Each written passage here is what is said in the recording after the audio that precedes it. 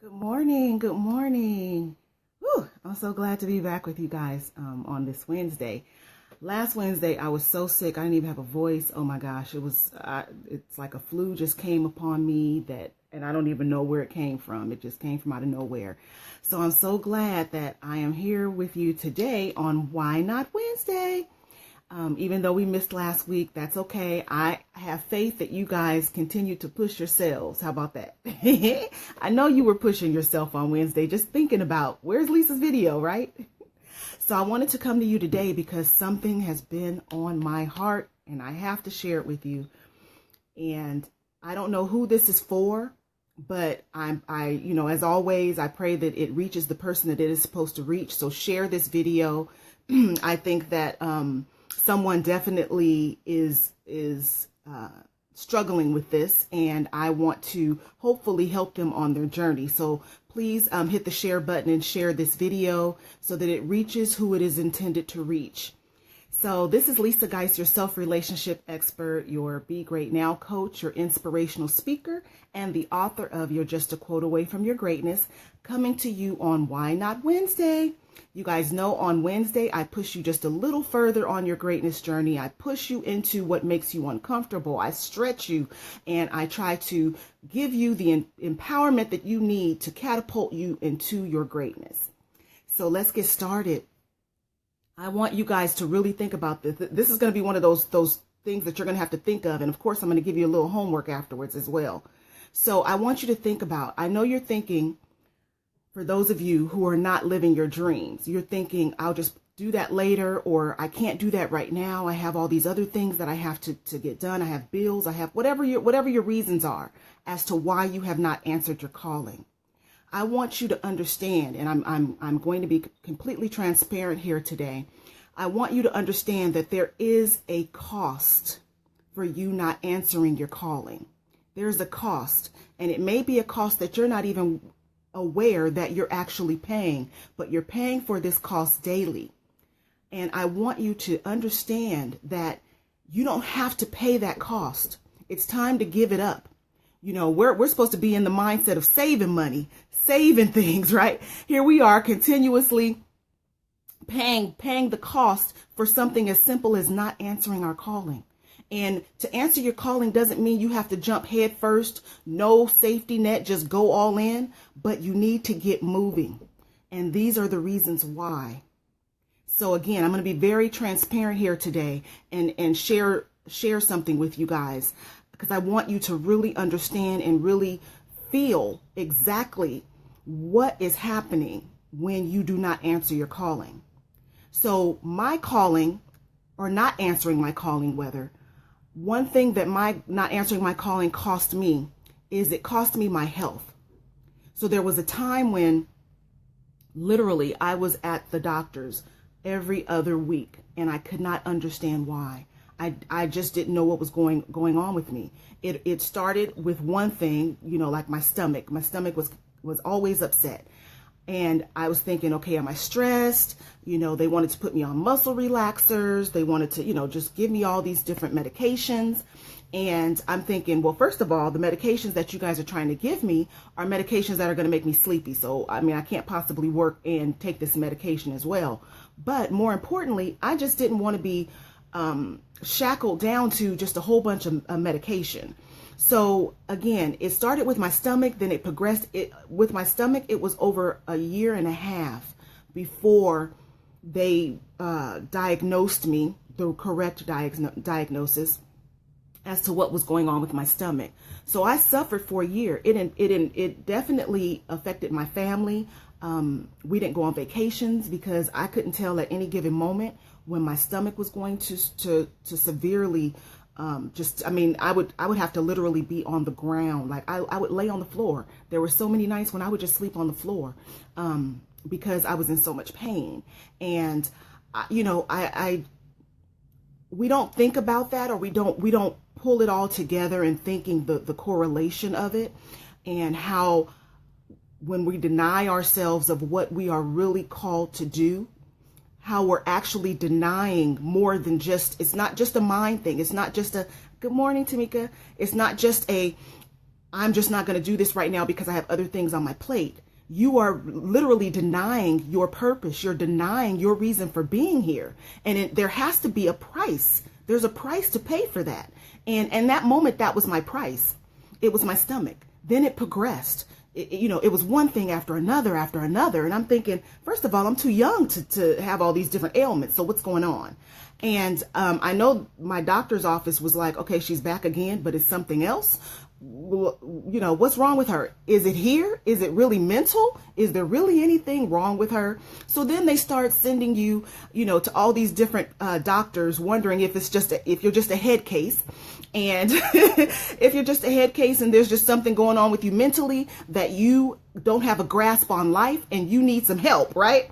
I did need some help, but it wasn't that type of help in that moment. Now, that's not to say I never got that type of help, but I didn't need that type of help in that moment. In that moment, I was really trying to figure out, why was I experiencing all of these ailments? Good morning, Tia. Good morning, Artesian. And one of the things that I realized in that journey is that as I continued to stay at my job, now I want to say this, and I want everybody to really be clear. I'm not saying there's anything wrong with working for a job. Your job may be your calling, but for me, my job was not my calling. I was forcing myself to be someplace that my everything in my being knew I did not belong there. And it was like we were doing this. We were doing this every day I showed up. Every day I showed up at that job, we were doing this. I was fighting against my destiny and trying to still be loyal to the job. It didn't work. It didn't work. And I'm the one who paid the price, because guess what? That company kept going. That company kept going. I was the one that was all broke down with one ailment after another. And the light bulb moment for me happened.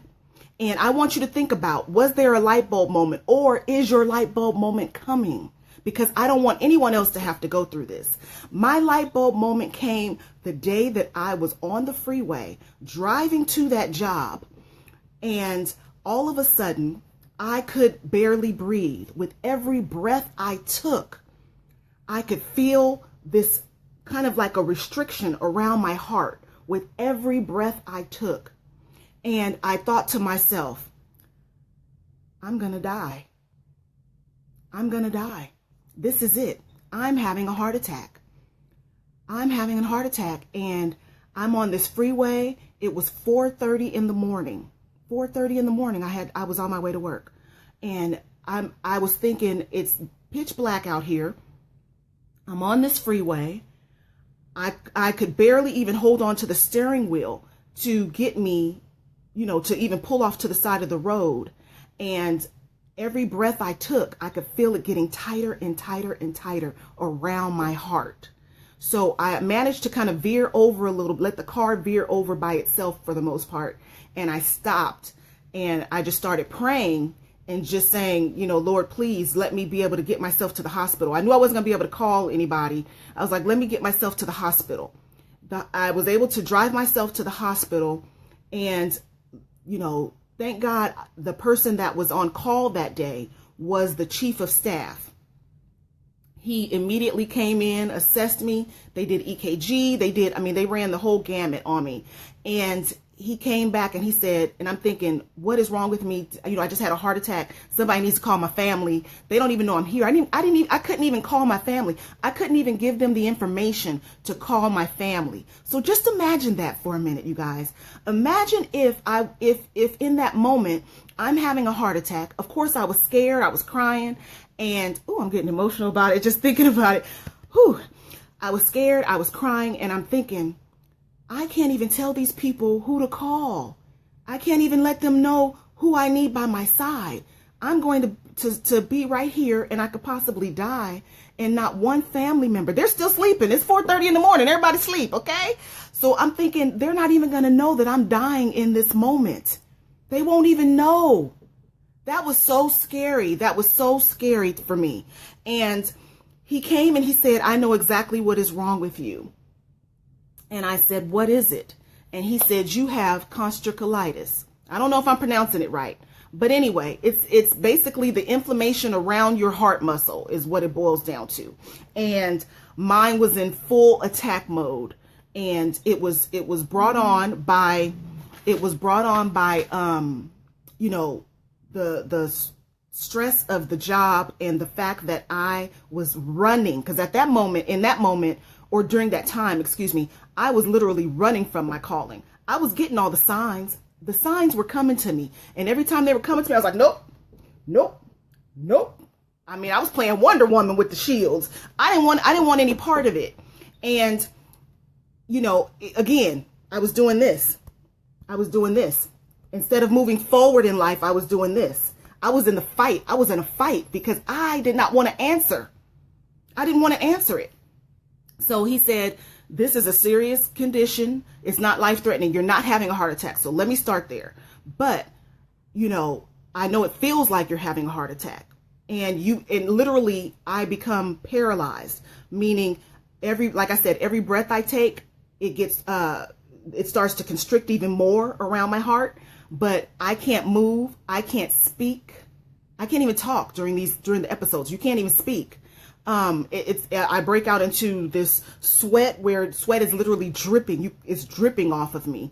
I literally am just, sitting there waiting for the pain to stop because it's severe pain, waiting for the pain to stop and waiting for the episode to pass.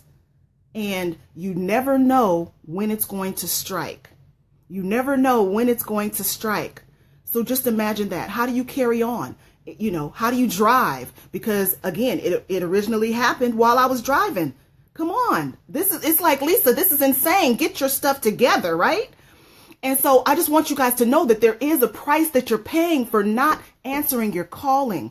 And I don't care if you have to take baby steps. I don't care if it's a matter of, I'll place a phone call today. Place that phone call. I'll reach out to someone who I think can help me today. Reach out to that person. I don't want anyone to have to go through this. And even though that was my wake up, I was still bullheaded, you guys. That's why I said I'm going to be completely open and transparent today. I was still bullheaded because I was thinking I have bills to pay. I have, you know, a family I have to take care of. What am I supposed to do? And in that moment, I didn't really know what direction to go in. So the only thing I knew was to keep going in what I had already been doing.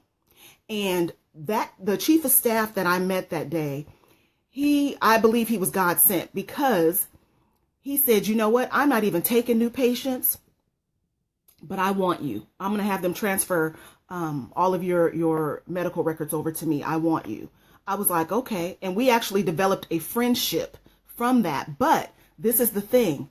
He held me so accountable. He was always in my face. Every time I showed up, because that wasn't the last time that I had an episode. Every time I showed up, he would get on me. When are you leaving that job? How many more conditions do you have to have? He said, I'm looking at your chart. You now at your age have 5, count them, 5 chronic conditions. 5. You have 5 chronic conditions. This is unheard of. What is wrong with you? He was in my face. He was in my face like he was a family member and someone who loved Lisa. In that moment, he loved Lisa more than I was loving Lisa. And I would always tell him, well, what am I supposed to do? Are you going to give me a job? Let me work here. You know, he was like, I don't believe this is what you're supposed to be doing. You're not supposed to be there. You're not supposed to be here either. You need to find out what it is you're supposed to be doing, because whatever it is you're supposed to be doing is manifesting itself through your body. I was thinking, listen, I'm coming here for medical advice, not for psychological advice. But he was right, you guys. He was right. Those little aches and pains and things that you're having, you're thinking it's just no big deal. It's just, just a little something. I'm just getting a little older.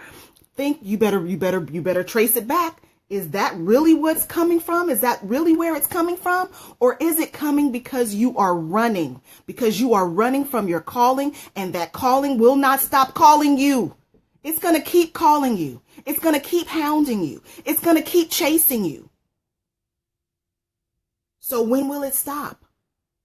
So here I am now with 5 chronic conditions and having to go to a chronic pain clinic And I'm thinking, oh, are you serious? Really? He said, yeah, I'm sending you to the chronic pain clinic. I had to go to the chronic pain clinic because he said, you have developed these chronic illnesses and they are not going away. Do you hear what I'm telling you? They are not going away.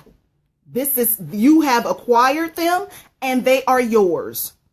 So now you need to learn how to manage them.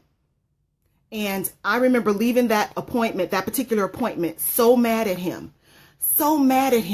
And I was mad at him because he was telling me the truth and I didn't want to hear it. I didn't want to know the truth.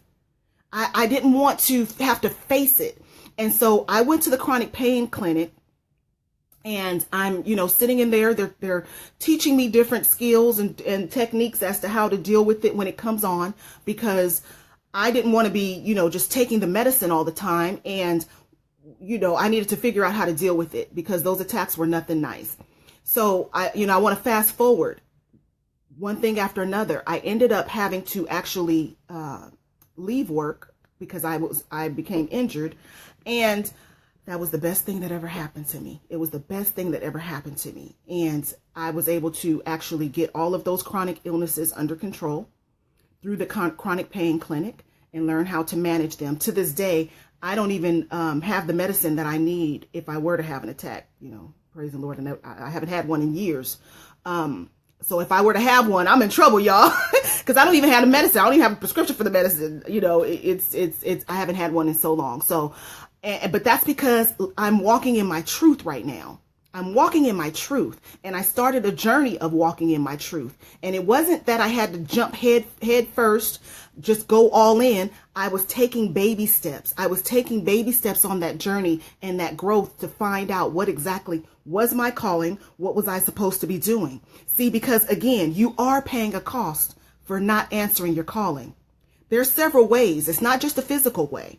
Another way that you could possibly be paying a price, and I want you guys to think about this. You don't have to share with anybody, but I want you to know the truth for you is in your relationship. How is it that you can possibly love somebody else when you're not loving yourself? So is your relationship suffering because you're running from your calling? Because you're not actually standing in who you're supposed to be? And you might be deflecting. You might be projecting onto that other person. Friendships. How can I be a friend to you when I'm not even being a friend to myself?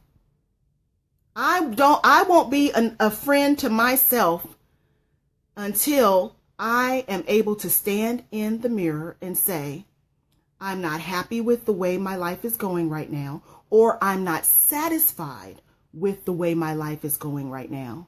And I'm going to do everything in my power to make sure that whatever it is, my purpose is on this earth, that I am working towards fulfilling that purpose. Right? So now your relationships are suffering. Your friendships are suffering. Guess what else? Your time. You're giving up your time. You're paying with your time. I spent 19 years at a job that I hated, all because I didn't want to answer my calling. 19. Did you hear me what I say? I'm gonna have to, that's what me and my sister say. Did you hear me what I say?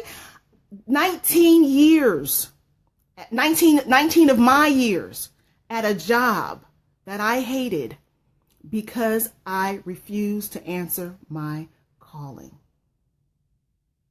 That's what it cost me. It cost me 19 years and counting, because after I left, I had to figure it out when I could have been taking those 19 years and pouring into my calling for those 19 years, or using the job to leverage. Come on. If you're working a job, leverage that job so that it can fuel your calling. Okay. So that's huge, 19 years. So think about how many years has it cost you? I want you to write that down. I want you to write down the relationships that you think it cost you, the friendships that you think it cost you, the time that you think it cost you, And it's also costing you your best self. It's costing you your best self. You're showing up every day and you're not showing up as the best you because you are not walking in your purpose. So let's not give one more day. Let's not give one more day. Don't pay the cost for one more day.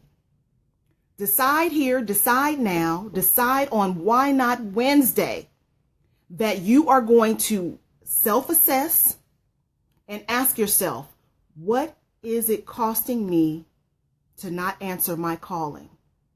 You've been getting signs all along. You've been getting signs all along as to what your calling is. It's just a matter of you sitting down and truly paying attention. Write out what your gifts are, write out what your talents are, write out what your strengths are, and your answer is in that. Who you're supposed to be and what your purpose is in that. Okay, I'm gonna bring it on down. I don't want anyone else to have to go through what I went through. You know, again, it manifested itself physically. It also can manifest itself mentally. And I'll save that story for another day, but it can also manifest itself mentally. But I don't want anyone to have to go through the physical or the mental. I want you guys to hear what I'm saying and to please run with it. Please run with it. I know that I experienced what I experienced so that I could share it with you, so that you don't have to go through those hardships. And I don't mind sharing it. I don't mind sharing it if you gonna act. I'm all right with that. You know, I'm okay with being the one to go through it if it's going to help you. So just please, please, please, please, please answer your calling. And if you have to do it in tandem, meaning work that job, do a little calling, work that job, work on your calling, work that job, work on your calling, then please do that. There's nothing wrong with that. There's nothing wrong with working your job and walking in your purpose. There's nothing wrong with that. And I don't want you to feel guilty or ashamed or anything like that. Don't let anybody make you feel that way. You are worth it all. You're worth getting that consistent paycheck. Let's just talk about that. You're worth that. And you're also worth leveraging that to walk in your purpose. So please don't pay the price. This is Lisa Guice, your self-relationship expert, your inspirational speaker, your Be Great Now coach, and the author of You're Just a Quote Away from Your Greatness, coming to you on Why Not Wednesday to just share with you why I don't want you to continue to pay the cost for not walking in your calling. Go answer that call, you guys. Answer the call. Answer the call. Believe me when I tell you, life will be so much better. You'll be so much happier. You'll be so much more fulfilled. There's still time for you to make it happen, but start today. Start today. Don't let another day go by that you're not walking in your calling. As usual, until we speak again, be loyal to your greatness and live your greatness out loud.